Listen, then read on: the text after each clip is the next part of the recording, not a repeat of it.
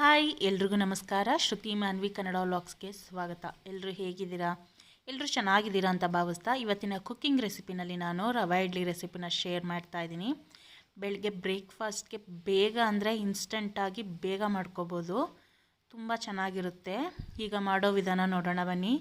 ಮೊದಲಿಗೆ ನಾನು ಇಲ್ಲಿ ಒಂದು ಬಾಣಲೆ ಕಾಯೋದಕ್ಕೆ ಇಟ್ಬಿಟ್ಟು ಒಂದು 2 ಸ್ಪೂನಷ್ಟು ಎಣ್ಣೆನ ಹಾಕ್ಕೊಂಡಿದ್ದೀನಿ.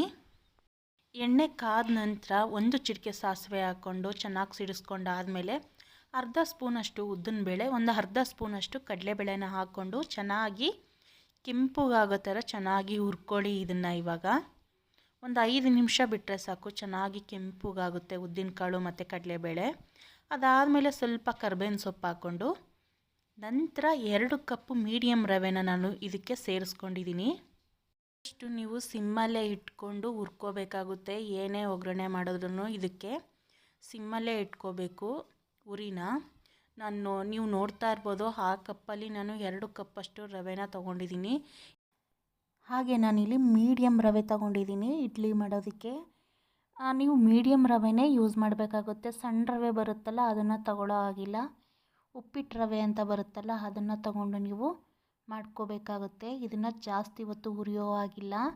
ಒಂದು ನಿಮಿಷದವರೆಗೂ ಬೆಚ್ಚಗೆ ಮಾಡಿಕೊಂಡ್ರೆ ಸಾಕು. ಅದನ್ನು ಉಪ್ಪಿಟ್ಟಿಗೆ ಹುರಿಯೋ ಥರ ಹುರಿಯೋ ಆಗಿಲ್ಲ. ಒಂದು ನಿಮಿಷ ಬೆಚ್ಚಗಾದರೆ ಸಾಕು. ಇದಾದಮೇಲೆ ನಾನು ಇದನ್ನು ಒಂದು ಪಾತ್ರೆಗೆ ತೆಗೆದಿಟ್ಕೊಳ್ತಾ ಇದ್ದೀನಿ.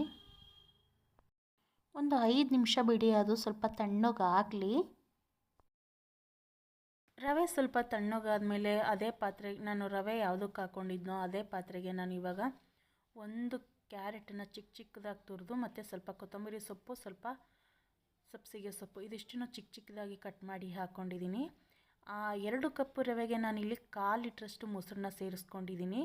ಅದ್ರ ಜೊತೆಗೆ ನಾನು 2 ಗ್ಲಾಸು ನೀರನ್ನು ಸೇರಿಸ್ಕೊಳ್ತಾ ಇದ್ದೀನಿ.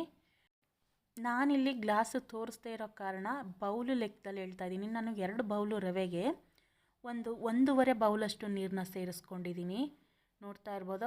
ಗೊತ್ತಾಗಲಿಲ್ಲ ಅಂತಂದರೆ ಆಲ್ಮೋಸ್ಟ್ 1.5 ಬೌಲಷ್ಟು ನೀರನ್ನ ಸೇರಿಸ್ಕೊಳ್ಳಿ. ಅದಾದಮೇಲೆ ಒಂದು ಚಿಟಿಕೆ ಅರಿಶಿನ ಮತ್ತು ರುಚಿಗೆ ತಕ್ಕಷ್ಟು ಉಪ್ಪು, ಹಾಗೆ ಒಂದು ಚಿಟಿಕೆ ಸೋಡಾ ಹಾಕ್ಕೊಳ್ಳಿ, ಇಡ್ಲಿ ಸಾಫ್ಟ್ ಆಗಲಿ ಅನ್ನೋ ಉದ್ದೇಶಕ್ಕೋಸ್ಕರ. ಅದನ್ನು ಇವಾಗ ಚೆನ್ನಾಗಿ ಮಿಕ್ಸ್ ಮಾಡಿ ಕಲಸಿಟ್ಬಿಡಿ. ಒಂದು 2 ನಿಮಿಷ ಒಂದು ಪ್ಲೇಟ್ ಮುಚ್ಚಿಟ್ಬಿಡಿ, ಅದು ಸಾಫ್ಟ್ ಆಗ್ತಾ ಹೋಗುತ್ತೆ. ನಾನು 2 ನಿಮಿಷ ಮುಚ್ಚಿಟ್ಕೊಂಡು ಹಿಟ್ಟನ್ನ ಇವಾಗ ಓಪನ್ ಮಾಡಿದ್ದೀನಿ. ಹಿಟ್ಟು ಇದೇ ಅದಕ್ಕಿರಬೇಕು, ಈ ಅದಕ್ಕಿದ್ರೆ ಸಾಕಾಗುತ್ತೆ. ಇಡ್ಲಿ ಪ್ಲೇಟ್ಸ್ಗೆ ನಾನು ಇವಾಗ ಎಣ್ಣೆ ಎಲ್ಲ ಸವರ್ಬಿಟ್ಟು ಇವಾಗ ನಾನು ಇಡ್ಲಿನ ಹಾಕ್ಕೊಳ್ತಾ ಇದ್ದೀನಿ. ಇಡ್ಲಿ ತಟ್ಟೆಗಳಿದ್ದರೆ ಅದಕ್ಕೂ ಎಣ್ಣೆ ಸವರ್ಬಿಟ್ಟು ಬೇಕಿದ್ರೆ ನೀವು ಇಡ್ಲಿ ಪಾತ್ರೆಯಲ್ಲೇ ಬೇಯಿಸ್ಕೋಬೋದು. ನಾನಿವಾಗ ಇದನ್ನು ಇಡ್ಲಿ ಪ್ಲೇಟ್ಸ್ಗೆ ಹಾಕ್ಬಿಟ್ಟು ಬೇಯೋದಕ್ಕೆ ಇಟ್ಟಿದ್ದೀನಿ. ಒಂದು 10 ರಿಂದ 12 ನಿಮಿಷದವರೆಗೂ ಬೇಯಿಸ್ಕೊಂಡ್ರೆ ಸಾಕಾಗುತ್ತೆ ಇಡ್ಲಿನ. ಅಷ್ಟರಲ್ಲಿ ನಾವು ಚಟ್ನಿ ರೆಡಿ ಮಾಡ್ಕೊಬಿಡೋಣ.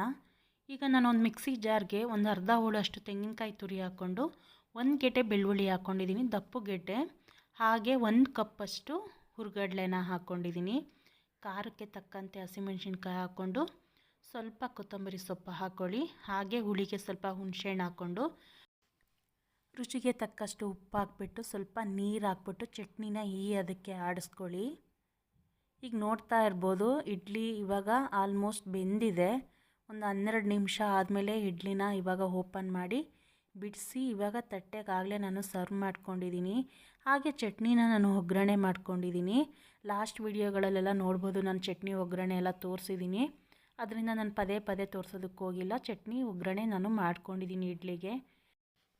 ಹಾಗೆ ನೋಡ್ತಾ ಇರ್ಬೋದು, ಇಡ್ಲಿನ ನಾನಿಲ್ಲಿ ಮುರಿದು ತೋರಿಸ್ತಾ ಇದ್ದೀನಿ. ತುಂಬ ಅಂದರೆ ತುಂಬ ಸಾಫ್ಟಾಗಿ ತುಂಬ ಚೆನ್ನಾಗಾಗಿದೆ. ಇನ್ಸ್ಟೆಂಟಾಗಿ ಬೆಳಗ್ಗೆ ಬ್ರೇಕ್ಫಾಸ್ಟ್ಗೆ ಬೇಗ ಅಂದರೆ ಬೇಗ ಮಾಡ್ಕೋಬೋದು. ನಿಮಗೂ ಈ ರವೆ ಇಡ್ಲಿ ರೆಸಿಪಿ ಇಷ್ಟ ಆಗಿದೆ ಅಂತ ಭಾವಿಸ್ತಾ ಈ ವಿಡಿಯೋನ ಇಲ್ಲಿಗೆ ಎಂಡ್ ಮಾಡ್ತಾ ಇದ್ದೀನಿ. ಪ್ಲೀಸ್ ವಿಡಿಯೋ ಇಷ್ಟ ಆಗಿದ್ದರೆ ಲೈಕ್ ಮಾಡಿ, ಶೇರ್ ಮಾಡಿ, ಕಮೆಂಟ್ ಮಾಡಿ.